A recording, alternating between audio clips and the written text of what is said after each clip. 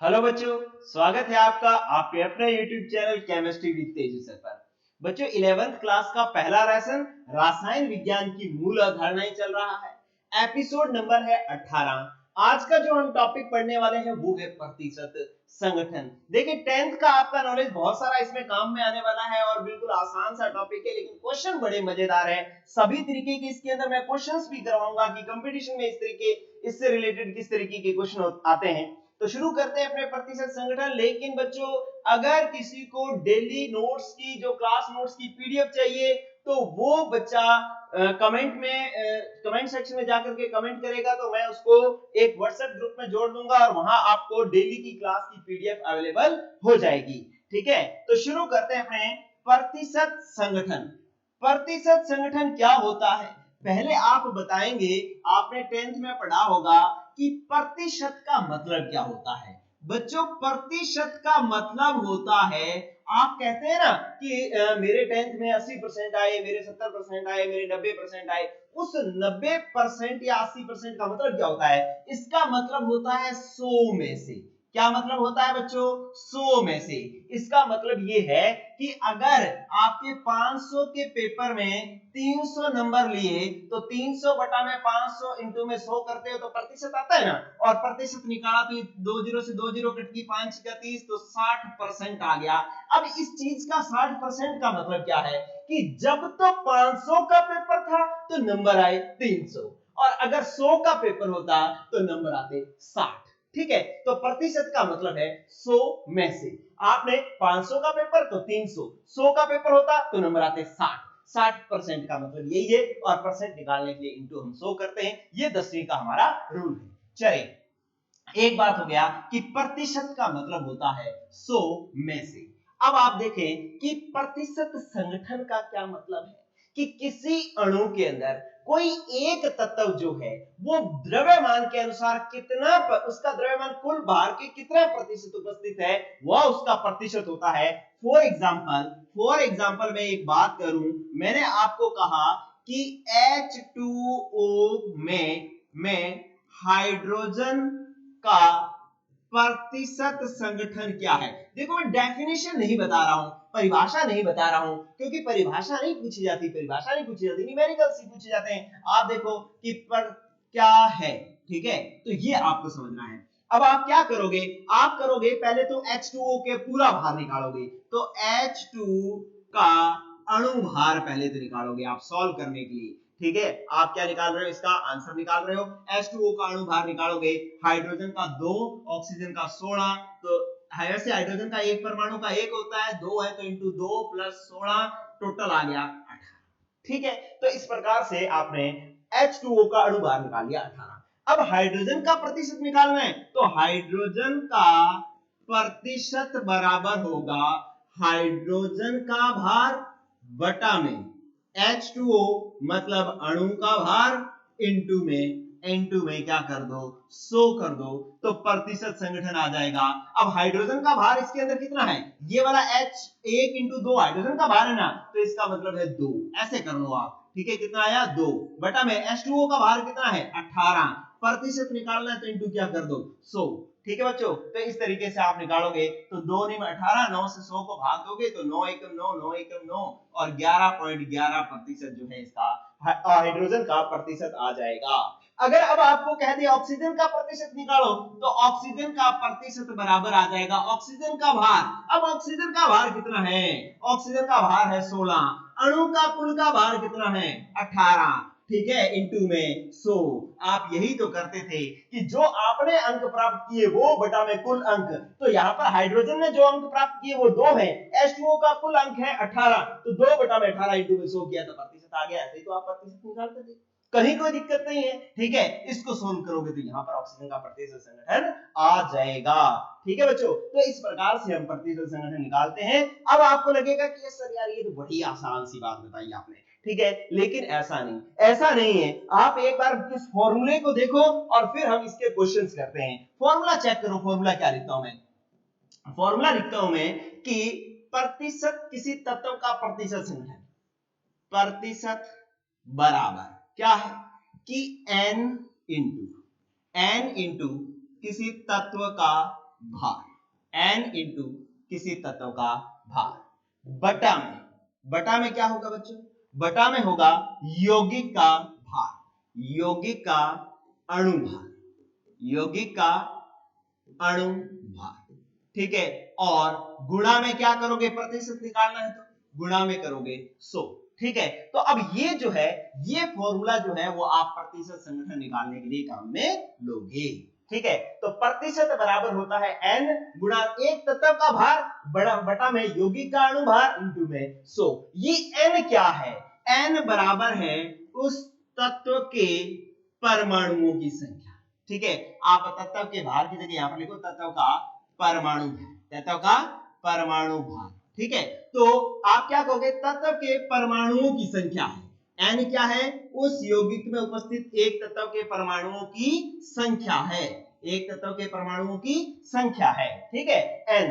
और ये देख लो, अगर आपको यूं कहा जाता कि ये दो ना लिख करके आपको ऐसे कर दिया जाता कि हाइड्रोजन के एक तत्व का भार, एक परमाणु का भार इंटू हाइड्रोजन की संख्या, तो हाइड्रोजन की संख्या कितनी है, 2, तो यहाँ पर n का मान हो जाता 2, मैंने 2 सीधा ही रख लिया था, ठीक है। तो इसलिए आप ये चीज जरूर रखेंगे कि तत्व के परमाणुओं की संख्या है n। और एक स्टार डाल करके बात समझो कि अगर किसी यौगिक के अंदर, एक बात समझ ले कि अगर किसी यौगिक के अंदर ऐसा कह दिया जाए कि तत्व न्यूनतम मात्रा में उपस्थित है, न्यूनतम मात्रा में, तो न्यूनतम मात्रा अगर दे दी जाए कि न्यूनतम भार में उपस्थित है या न्यूनतम भार में उपस्थित है, तो आपको क्या मानना है, आपको मानना है कि n बराबर कितना है, 1। न्यूनतम अगर मात्रा कह दी जाए न्यूमेरिकल में किसी में, तो आपने n का मान कितना मानना है, 1 मानना है। बस ये चीजें ध्यान रखो। अब आप जब क्वेश्चन करोगे तो अब आपके पास कितनी चीजें हैं, देखो, एक तो प्रतिशत है, तो मतलब ऐसा क्वेश्चन आ सकता है जिसके अंदर तत्व का प्रतिशत मात्रा पूछी जाए।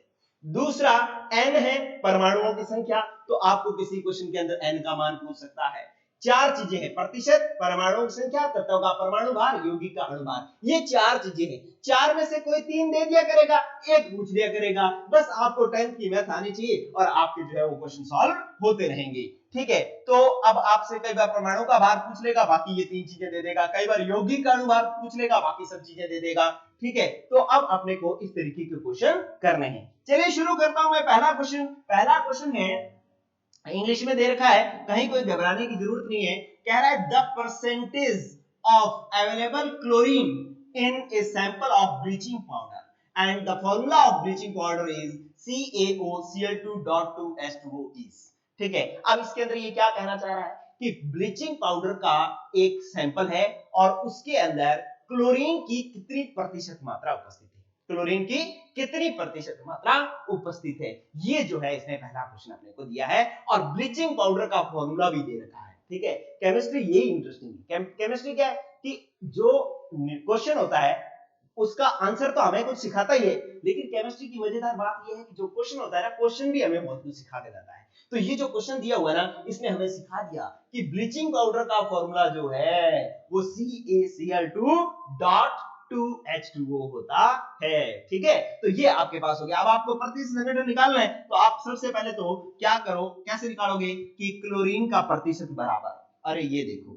आप क्या लिखोगे, क्लोरीन का प्रतिशत बराबर n गुणा क्लोरीन के एक परमाणु का भार, एक परमाणु का भार बटा में ब्लीचिंग पाउडर का अणु भार CaOCl2.2H2O का अणु भार, ठीक है। और आपको प्रतिशत संगठन निकालना है, तो गुणा में क्या करोगे, 100 करोगे, ठीक है। तो अब आपको क्या करना है कि n इंटू ए क्लोरीन का भार, n इस फॉर्मूले में Cl के परमाणु कितने हैं, n क्या होता है, परमाणुओं की संख्या ना, तो इस फॉर्मूले में Cl के परमाणु की संख्या क्या है, CaOCl2, तो इसका मतलब है क्लोरीन की संख्या है 2। और एक क्लोरीन का भार कितना होता है, एक क्लोरीन का भार होता है 35.5, ये आपको पता होना चाहिए, है ना। इस हर मैंने वीडियो के नीचे तत्वों के परमाणु भार का जो एक टेबल जो है वो हर किसी ने दे रखी, मैंने डिलीट नहीं करी, हर बार आपको पीडीएफ में मिलती जा रही है, तो इसलिए मैंने उसको डिलीट नहीं किया, आप चेक करना है इसको।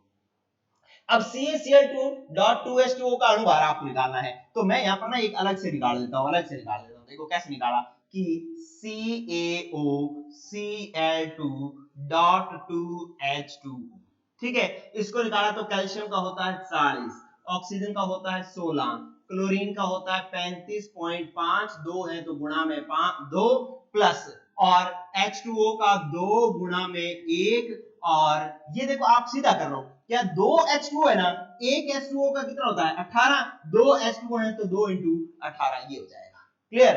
अब इस पूरे को जोड़ो, इस पूरे को जोड़ोगे ना तो ये लगभग आप ये पूरे को जोड़ोगे तो आपके पास 163 आ जाएगा।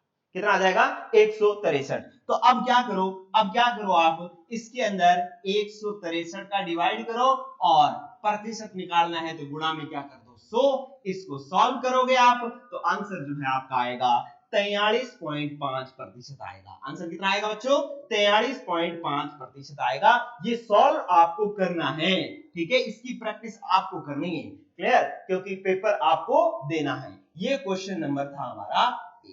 क्लियर? तो आपने क्लोरीन का प्रतिशत पूछा था, क्लोरीन का भार बटा में पूरे का भार इंटू में 100 किया, आपके पास क्लोरीन का प्रतिशत मात्रा आ गई। क्लियर? चलिए ये क्वेश्चन नंबर 1 हो गया हमारा सॉल्व। क्वेश्चन नंबर 2 पर चलते हैं। देखो क्या है, कितना जबरदस्त क्वेश्चन है, आपको पढ़ करके क्वेश्चन पढ़ के मजा आ जाएगा। देखो क्या ये कह रहा है कि हीमोग्लोबिन में 0.25% आयरन भारानुसार उपस्थित है।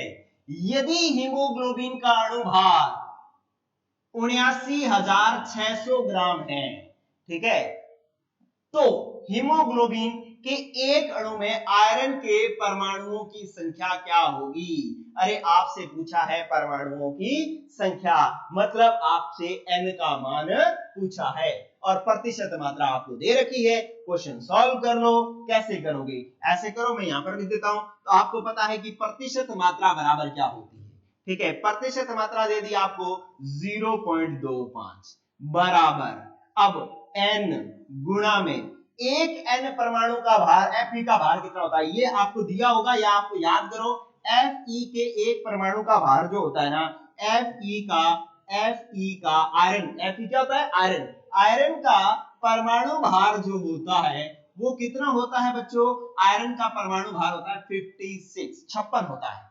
कितना होता है 56। तो यहां पर आप इसको किससे गुणा करोगे? इसको गुणा करोगे 56 से, क्योंकि n इंटू एक परमाणु का भार बटा में अणुभार दे रखा है 89,600, ठीक है, और इंटू में 100। आपसे क्या पूछा है? n का मान पूछा है, परमाणुओं की संख्या पूछी है। अब आप इसको सॉल्व कर लो। सॉल्व करोगे तो क्या आएगा? n बराबर, n मतलब परमाणुओं की संख्या पूछी है तो ये अपने को निकालना है, तो ये कर लो। कैसे करोगे? क्रॉस मल्टीप्लाई करो इसको, 0.25 गुणा में 89,600 डिवाइड बाय 56 इंटू में 100, ठीक है। तो इस तरीके से आप इसको सॉल्व करोगे तो ये आपके पास आप देखना ये आ जाएगा 224 बटा में 56 और भाग दोगे तो ये आंसर आ जाएगा 4, ठीक है। तो इस प्रकार से आपने किया। मैंने कहा था प्रतिशत मात्रा एक परमाणु का भार बटा में यौगिक का अणु भार इंटू में 100 और ये परमाणु की संख्या। मैंने कोई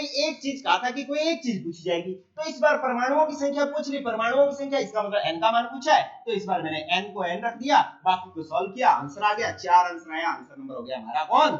1 नंबर आंसर जो है हमारा हो गया, ठीक है बच्चों। तो इस प्रकार से ये दूसरा क्वेश्चन भी हुआ हमारा कंप्लीट। अगर वीडियो मतलब में मजा आ रहा है, आपको लग रहा है कि वाह यार छोटा सा टॉपिक प्रतिशत संगठन देखा और उससे इतने बढ़िया बढ़िया हम क्वेश्चन कर रहे हैं, आपको मजा आ रहा है, तो एक तो वीडियो लाइक करो। आप लोग भूल ही जाते हो वीडियो लाइक करने, तो भावुक हो जाते हो क्लास के अंदर, तो वीडियो भी लाइक करो और साथ में जो है आप मतलब जिन्होंने चैनल सब्सक्राइब नहीं किया है वो सब्सक्राइब भी कर लो, कोई भी नुकसान की बात नहीं है, कुछ ना कुछ तो फायदा ही होगा, है ना। कभी तो कोई वीडियो आपको अच्छी लगी जाएगी, तो इसलिए जो है आप सब्सक्राइब भी कर डालें। चलिए क्वेश्चन नंबर 3 करते हैं। क्वेश्चन नंबर 3 कितना मजेदार क्वेश्चन है, क्वेश्चन नंबर 3 और बिल्कुल आसान है।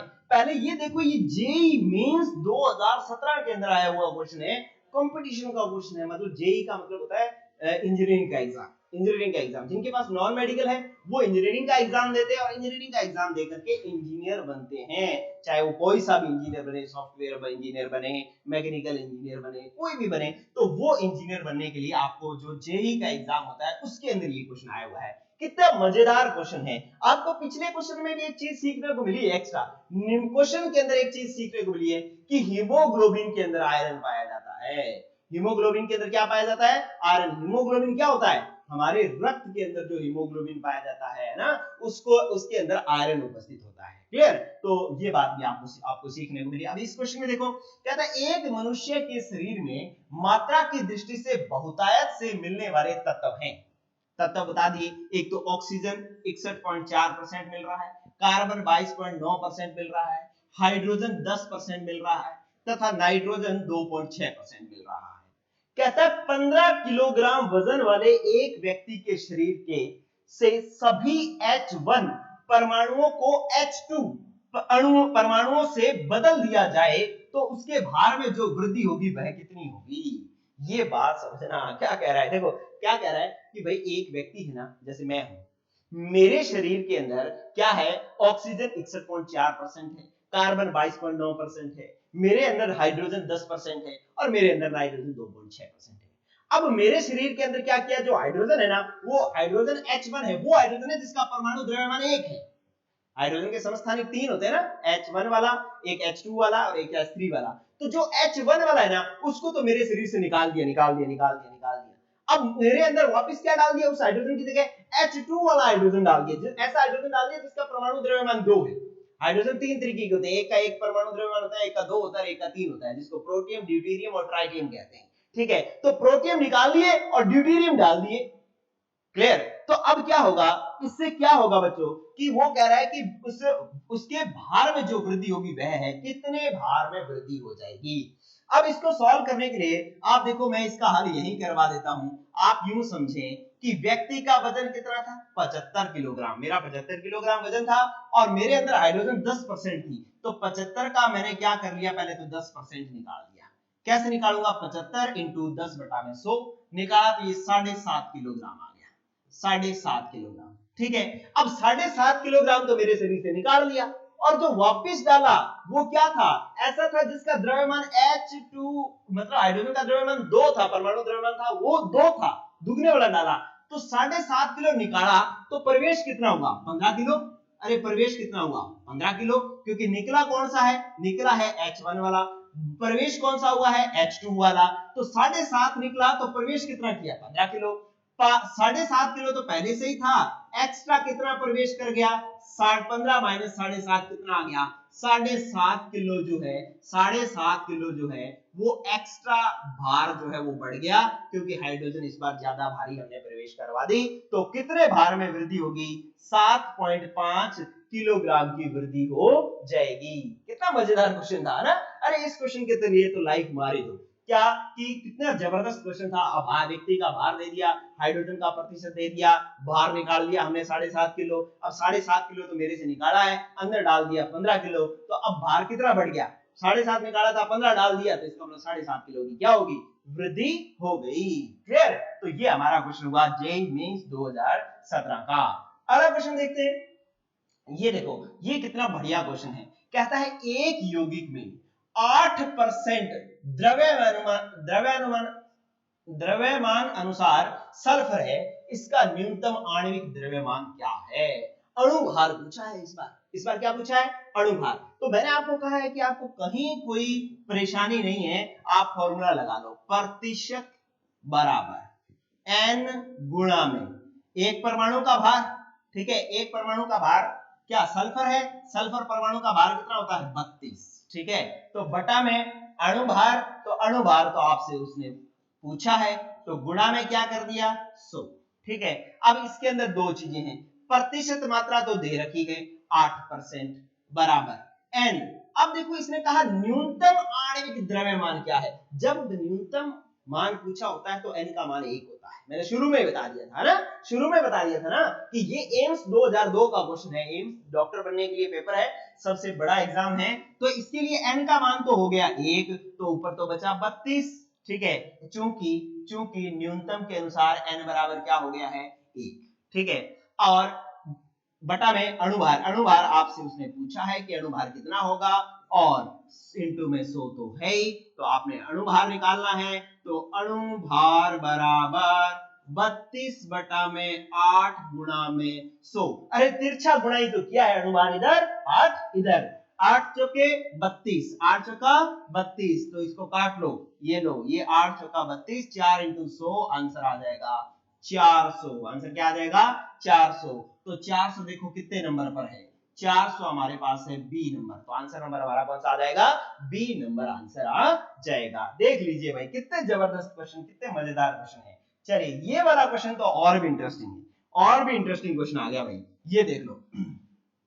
पहले क्वेश्चन समझो, कहता है कि इंसुलिन में 3.4% सल्फर है, 3.4% सल्फर है उपस्थित है, तो इंसुलिन का न्यूनतम अणुभार क्या होगा। मतलब जो हमने अभी क्वेश्चन किया है बिल्कुल वैसा सा ही क्वेश्चन है, वैसा सा ही क्वेश्चन है।